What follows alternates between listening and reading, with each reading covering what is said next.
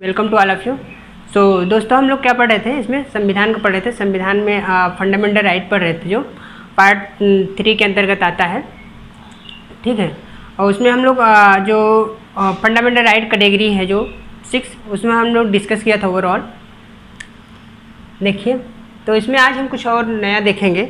Article जो 12 से 35 है, इसमें कुछ चर्चा करेंगे कुछ आर्टिकल की।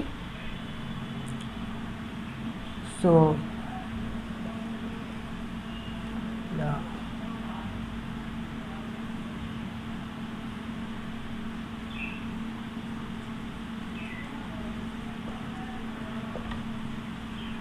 देखिए,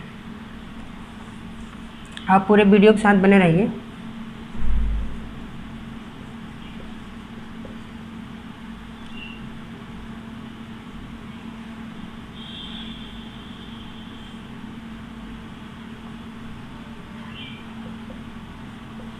देखिए, सो हमने इसमें ओवरऑल चर्चा किया था, बताया था कि कौन कौन से आपके हैं। राइट टू इक्वलिटी है, right to freedom, right to religion, culture and constitutional remedies. तो ये चीज़ें आपकी मतलब 6 कैटेगरी थी। स्टार्टिंग में आपका 7 था। एक जो 7 था आपका राइट टू प्रॉपर्टी, तो हमने बताया था से किस तरीके से किस प्रोविजन से हटाया गया था। राइट टू प्रॉपर्टी, ठीक है। संपत्ति का अधिकार, संपत्ति का अधिकार जो हटा दिया गया था आपका 44th अमेंडमेंट के अकॉर्डिंग, कब 1978 में, 1978 में।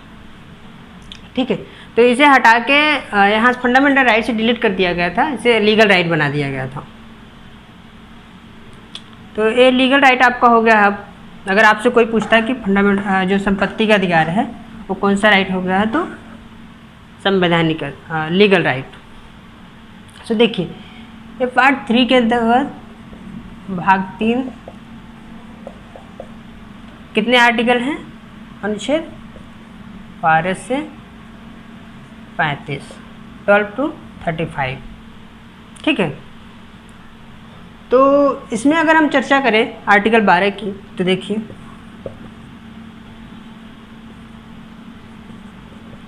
आर्टिकल जो 12 है, इसमें बताया गया डिफिनेशन,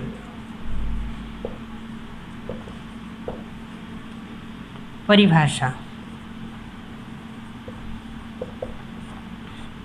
ठीक है, अब परिभाषा इसमें बताया गया है कि इसमें कुछ देखिए, पहला बताया गया कि स्टेट और सेंट्रल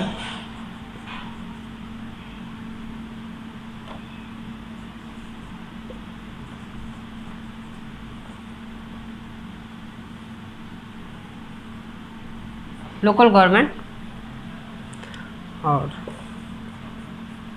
जैसे प्राइवेट बॉडी हो गई जो ONGC हो गई, LIC। देखिए,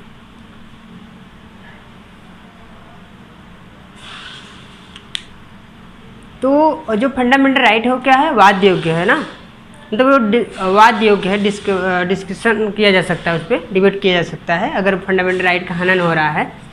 तो स्टेट के पास क्या है, पावर है। से स्टेट का मतलब यहाँ राज्य कोई नहीं है, स्टेट का मतलब यहाँ सेंटर गवर्नमेंट ऑफ इंडिया है। गवर्नमेंट ऑफ इंडिया के अकॉर्डिंग जो भी यूनियन टेरिटरी या स्टेट भी आती हैं, लोकल अथॉरिटी, सभी इसमें है। तो ठीक है, तो इसके अकॉर्डिंग संविधान के अकॉर्डिंग जो भी पावर है गवर्नमेंट ऑफ इंडिया के, क्या कर सकती है, चेंज कर सकती है। इसमें फंडामेंटल राइट में जो भी चाहे तो चेंज कर सकती है, लेकिन संविधान के दायरे में रह के चेंज करेगी ना। अगर मान लीजिए कोई डिक्टेशनशिप गवर्नमेंट हो जाती है, तानाशाही, मान लीजिए लॉ बन गया, ठीक है, प्रेसिडेंट वगैरह साइन हो गया, तो उसे जब बाद में अगर देखा जाएगा, जब लोग विरोध होने लगता है उस बिल का, उस लॉ का, जैसे मान लीजिए फंडामेंटल राइट के अकॉर्डिंग जो 6 है फंडामेंटल राइट, उसको क्या करें, हर्ट कर रहे हैं, हनन हो रहा है उसका। तो जब लोग विरोध करने लगते हैं तो सुप्रीम कोर्ट पिक्चर में आ जाता है, फिर सुप्रीम कोर्ट की पावर आ जाती है। ठीक है, सुप्रीम कोर्ट, हाई कोर्ट इस पर एक्शन ले सकते हैं। हाई कोर्ट और सुप्रीम कोर्ट। सुप्रीम कोर्ट जो आता है आर्टिकल 32 के अंदर, तो ये चीज़ें हो जाएगी। जैसे मान लीजिए कोई प्राइवेट बॉडी है, प्राइवेट बॉडी कुछ मान लीजिए कोई दबाव बना रहे, कोई लॉ बना रहे कि जो फंडामेंटल राइट लोगों का जो अधिकार है हनन हो रहा है, तब भी क्या कर सकते हैं, आप कोर्ट में जा सकते हैं सीधे। अगर गवर्नमेंट पावर दिया गया है गवर्नमेंट ऑफ इंडिया को ना, अगर वो कोई लॉ भी बना रहे हैं, अगर कि कोई भी लॉ हनन कर रही है इस चीज़ का, फंडामेंटल राइट का, आपके अधिकारों के जो भी आपके मौलिक अधिकार हैं, तो आप सुप्रीम कोर्ट जा सकते हैं। सो देखिए हाई कोर्ट या सुप्रीम कोर्ट।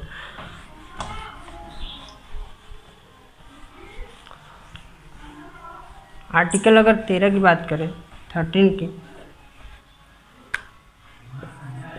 आर्टिकल तो इसमें बताया गया है अल्पीकरण,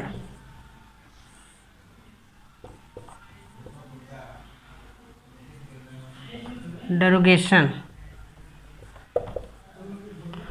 कहते हैं कि भैया आपके जो लॉ है, आपने जो बनाया है, गवर्नमेंट ऑफ इंडिया बनाई है, आपके लॉ रहेंगे, लेकिन जब अगर ये फंडामेंटल राइट का हनन करे तो नल एंड वाइड किया जाएगा, नल कर दिया जाएगा। ठीक है, अगर कब कर दिया जाएगा, जब असंगत में, असंगत कोई कानून हो जाता है, इनकॉन्सिस्टेंट, तब क्या कर दिया जाएगा, नल एंड वाइड कर दिया जाएगा संविधान के अकॉर्डिंग।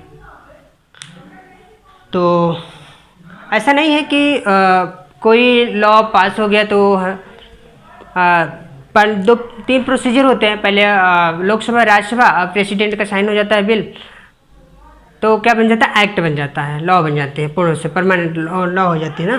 तो अगर ये चीज़ का हनन हो रही है फंडामेंटल राइट, इसके अकॉर्डिंग क्या कहती है भैया, अगर लॉ आपके सही रहेंगे तो सही, ठीक है, चलेगा। अगर इसके अंतर्गत आप हनन कर रहे हैं तो क्या कर दिया जाएगा, इससे एबॉलिश कर दिया जाएगा।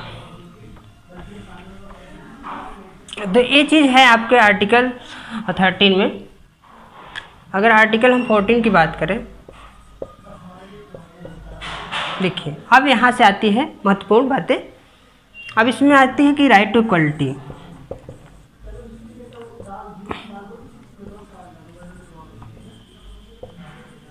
इक्वालिटी आर्टिकल कितने हैं इसके, 14 से 18 तक के आते हैं, 14 से 18 तक के। क्या हो जाता है, समानता के अधिकार।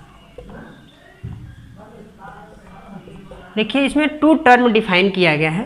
तो पहला टर्म जो है आपका, हाँ, 2 टर्म कौन कौन से है, पहला है equality before law, equality before, equality before law, और दूसरा है इक्वालिटी बिफोर लॉ, कानून के समझ समानता। देखिए कानून के समझ समानता। और दूसरा जो टर्म है आपका इक्वल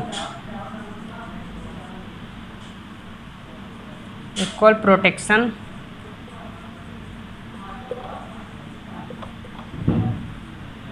कानून के समझ संरक्षण।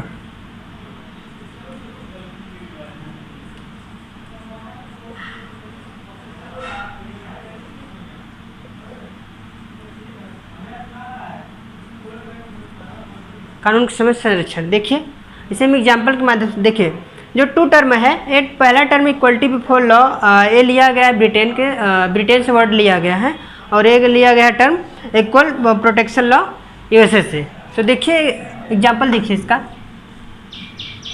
किस तरीके से डिफाइन है। Equality before law, equality before law का मतलब आप समझते हैं कि जो इसमें है कि कानून के संविधान के अकॉर्डिंग सभी क्या है, बराबर हैं।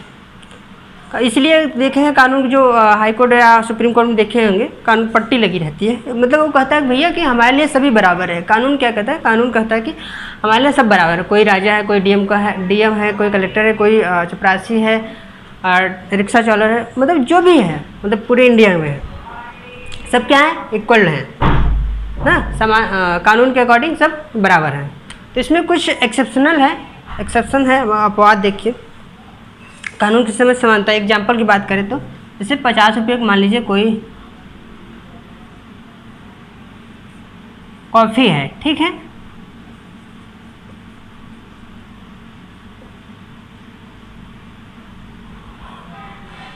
अगर 50 रुपये कोई कॉफ़ी है, कुछ भी लीजिए, देखिए तो क्या है, ये सभी को मतलब चाहे वो डीएम जाए, ठीक है, चाहे पीएम जाए, चाहे सीएम जाए, चाहे राष्ट्रपति हो, चाहे प्रधानमंत्री हो, चाहे जो भी हो, चाहे आम नागरिक हो ना, चाहे जैसे मैं स्टूडेंट हूँ और कोई टीचर आ गया और जैसे कोई डीएम, तो सभी को क्या होगी, इक्वल प्रोटेक्शन तो प्रोवाइड किया जाएगा, 50 रुपये में ही प्रोवाइड किया जाएगा।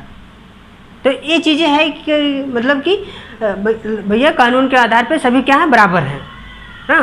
तो ये थोड़ी अगर स्टूडेंट में मिल रहा है तो ये थोड़ी ना मतलब कि सभी चीज़ के लिए, सभी के लिए क्या होगी, इक्वल होगी। अगर इवन फॉरेन का कोई व्यक्ति आता है तो उसके लिए भी क्या होगी, 50 रुपये में ही मिलेगी।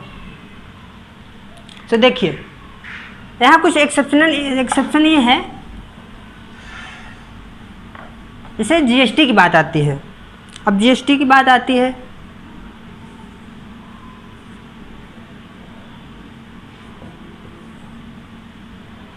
गुड सर्विस टैक्स ना, तो जीएसटी की बात आती है तो सब लोग क्या करते हैं, जीएसटी अलग अलग इनकम के आधार पे उनका जीएसटी पे करना पड़ता है सरकार को। कोई डायरेक्ट देता है, कोई इनडायरेक्ट देता है। जैसे हम लोग स्टूडेंट हैं, अगर कोई पेन खरीद रहे हैं, बुक खरीद रहे हैं, तो उसमें क्या भाई जीएसटी हम लोग भी दे रहे हैं, लेकिन इनडायरेक्ट दे रहे हैं, कोई डायरेक्ट दे रहा है।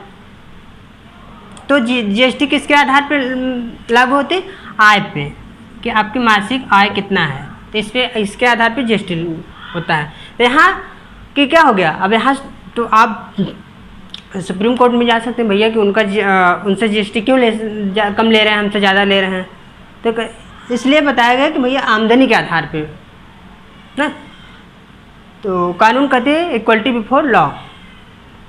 तो देखिए ये टर्म जो लिया गया है ब्रिटिश से लिया गया है, इक्वलिटी बिफोर लॉ, कानून के समक्ष समानता। अब देखिए ये जो आपका आता है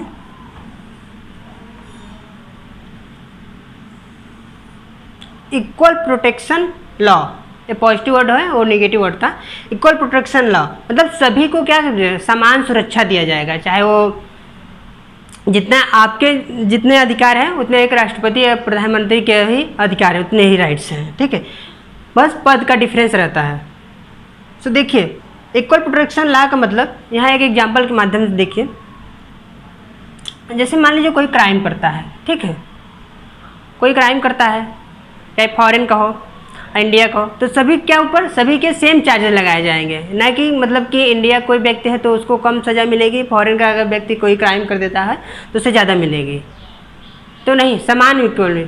अगर जैसे पद में जैसे यहाँ अपवाद है, जैसे मान लीजिए पीएम है, ठीक है, सीएम है या प्रेसिडेंट है, ठीक है, तो इनको भी ऊपर चार्जेस, अगर मान लीजिए मान लीजिए कोई क्राइम कर देते हैं ना, अगर प्रधानमंत्री या राष्ट्रपति या सीएम कोई भी गवर्नर हो, अगर ये क्या करते हैं, क्राइम करते हैं और संविधान को उल्लंघन करते हैं कुछ भी, तो इनके ऊपर भी चार्जेस लगाए जा सकते हैं। कब लगाए जाएंगे, जब तक ये पद पे बने रहेंगे तब तक नहीं लगाएंगे। जब संविधान कहता है भैया जब तक आप पद पे बने रहो तब तक आप तो हम कुछ नहीं करेंगे, जब पद से हटेंगे उसके बाद आपके ऊपर भी एक्शन लिया जाएगा, क्योंकि आप मतलब कि सभी के लिए बराबर है कानून। तो ये चीज़ें यहाँ थोड़ा सा अपवाद है। तो ये रहा आपका पूरा आर्टिकल। आज हम लोगों ने 12 से 14 तक का डिस्कशन किया है और नेक्स्ट वीडियो में आगे इसे कंटिन्यू करेंगे।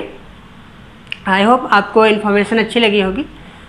सो एक being a citizen of India, एक नागरिक के तौर पे खुद अच्छा बनिए, दूसरों को भी अच्छा बनाइए और इसे शेयर करिए वीडियो को।